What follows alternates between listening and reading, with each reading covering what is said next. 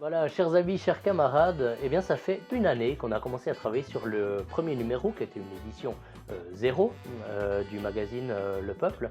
Et puis cette date anniversaire, qui est importante pour moi, comme vous pouvez l'imaginer, eh bien je me suis dit qu'il y avait quelques enseignements qui pouvaient aller avec et que j'avais à cœur de partager avec vous. C'est des enseignements, vous le verrez, qui sont utiles si, comme c'était mon cas à l'époque, vous aviez tout à coup la folie de vous décider de lancer, de vous lancer dans un journal, mais également dans d'autres types de business. Et je me suis dit que ça allait pouvoir vous aider. J'ai pensé à cette vidéo en fait avec une photo qui est revenue tout bêtement dans mon Google Photos et qui était une photo d'un frigo dans un espace bleu, qui était notre espace de travail. Et puis ça m'a fait penser un peu à toutes les illusions que j'avais à cette époque-là. Alors pourquoi ce frigo? Parce que comme vous le savez, moi j'aime l'esprit taverne, j'aime le bois, enfin bon bref voilà, j'aime la bière évidemment. Et puis c'était un peu l'esprit que je voulais créer dans cet espace de travail qu'on n'a plus hein, aujourd'hui, sans quoi je me filmerais pas depuis chez moi. Mais cet espace de travail qui pour moi avait une valeur comme ça symbolique très très forte. Et puis, eh bien, on va le voir, c'était pas forcément juste en fait, tout bêtement. Et on va revenir, ça sera un des points qui seront abordés dans cette vidéo. Donc on va procéder de façon assez systématique avec ce que j'ai fait juste, ce que j'ai fait faux, et on va commencer par la préhistoire de ce journal. Déjà, comment ce journal ou l'idée de créer un journal, pour ceux qui ne le connaissent pas, c'est Le Peuple, a débuté? Eh bien, j'avais lancé en 2020 un bouquin, sorti un bouquin qui s'appelait Danser l'effondrement, qui critiquait une certaine mollesse, une certaine tiédeur des églises officielles, là où il ne faudrait pas, et au contraire, alors des audaces pas possibles, euh, dans des domaines, disons, qui sont moins, je dirais, le business, enfin, ou la mission, hein, pour pas parler en langage d'entrepreneur, qui sont pas moins la mission des églises. Enfin, c'est un bouquin qui a eu un petit succès d'estime, moins commercial, mais on l'a pas sorti à des milliers d'exemplaires non plus, mais qui a fait un peu discuter. Et puis après ça, un certain nombre de personnes sont réunies autour de moi en se disant, mais est-ce qu'il ne serait pas temps qu'on crée un journal qui sorte un peu du consensus, qui ose dire les choses et qui se revendique de cet héritage chrétien? Ce qui nous amène à la première chose que nous avons faite et qui est juste. C'était déjà d'élaborer une sorte de charte, une charte des valeurs ou un discours un peu programmatique qui définissait ce que nous étions en tant que journal, en tant que projet, et quelles étaient nos valeurs. Je vous la mettrai en surimpression, je ne vais pas tout la lire, plutôt je la mettrai en lien. Dans les grandes lignes, on voyait on voulait se reconnaître dans un héritage chrétien vivant, qu'on n'en avait pas honte, et puis on se méfiait de certains aspects prédateurs, disons, de notre système économique, mais encore plus, en tout cas pour ma part, hein, ce texte était un compromis, encore plus pour ma part, disons, d'un étatisme étouffant, le terme figure dans notre charte de valeurs, et là-dessus, on a fait les choses justes. C'est-à-dire qu'une année, enfin plus d'une année plus tard, hein, en réalité, puisque c'était antérieur à l'apparition de notre premier numéro, eh bien, ce document de référence, eh bien, je m'y réfère toujours. Donc là, un bon point, c'était juste. Quelque chose qui a été moins juste, c'est qu'on a trouvé de l'argent à ce moment-là, pas enfin une somme correcte, disons, mais qui nous a permis de travailler d'élaborer des idées de logo, par exemple, c'était le premier boulot. Le nom aussi, le nom, il fallait le trouver, ça a été l'objet de grandes discussions. Donc là, je vais vous montrer quelques objets de préhistoire. En fait, c'était les premiers logos du peuple. Vous voyez, c'était beaucoup plus agressif. À la rigueur, on nous disait, mais ça fait communiste, alors ce qui était un peu le but, c'était un peu le contre-pied.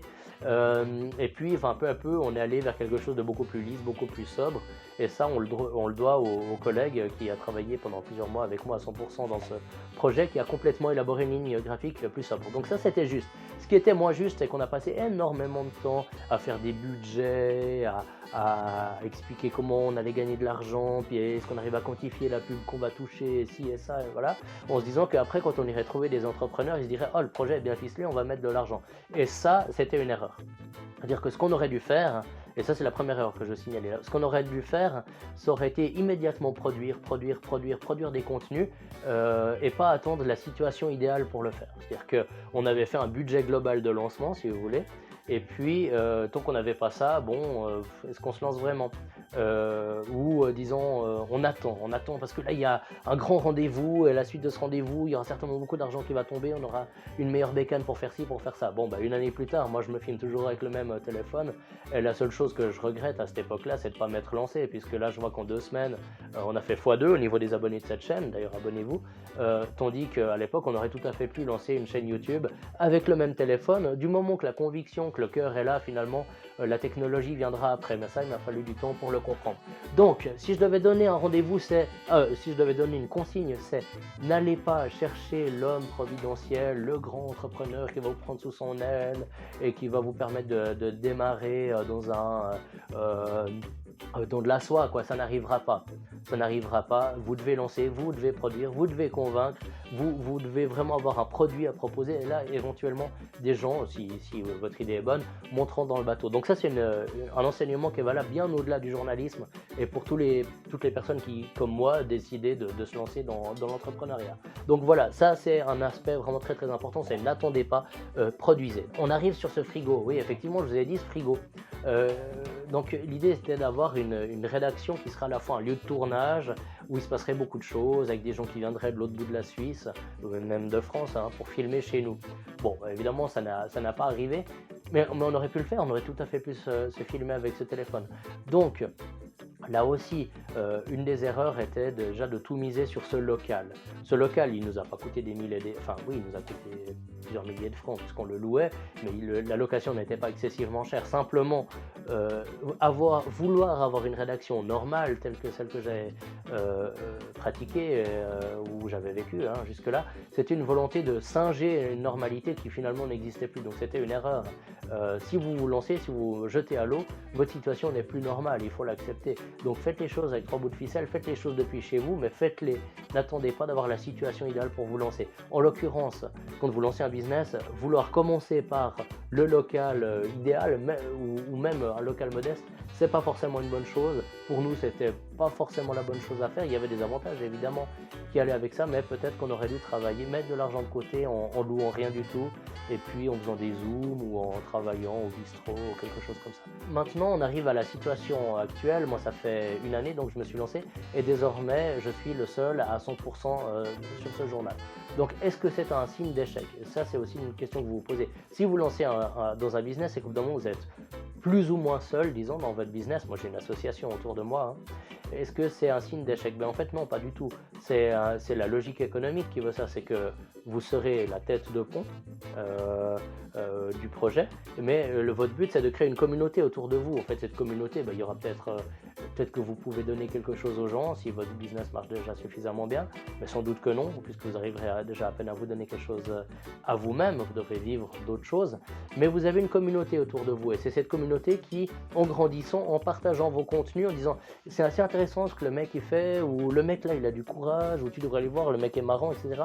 C'est ça qui, de façon organique, vous permettra de vous développer. Donc là aussi c'est un enseignement un peu qui m'a pris du temps. C'est que n'attendez pas la grande rédaction d'avoir créé le truc avec 20 personnes, etc. On n'est plus dans ce monde-là, le monde va à la personnalisation, mais simplement cette personnalisation doit être mise au service d'un projet qui lui est plus important et plus grand que vous. Donc si je devais résumer les choses, c'est n'essayez pas de récolter tout l'argent pour créer la super rédaction dont vous avez toujours rêvé et puis dire à quelqu'un tu devrais tout abandonner, on peut avoir du boulot chez moi. Non, c'est pas ça. Ce que vous devez créer, c'est une communauté de convaincus, de gens qui ont envie de s'engager en attendant effectivement une professionnalisation qui viendra si votre idée est bonne, si votre idée survit.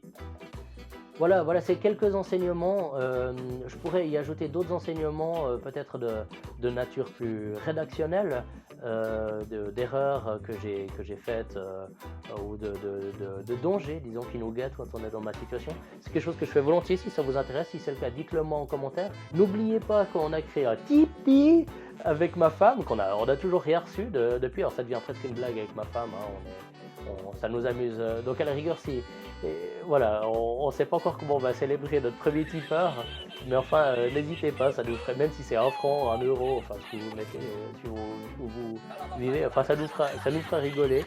ça marquera aussi un nouveau pas dans cette histoire. Donc voilà, je vous remercie beaucoup, je vous remercie pour votre intérêt. N'oubliez pas d'aller vous abonner, n'oubliez pas d'aller lire ce qu'on fait, d'aller regarder les autres vidéos, de partager ces contenus s'ils sont susceptibles d'intéresser des personnes en dehors de vous.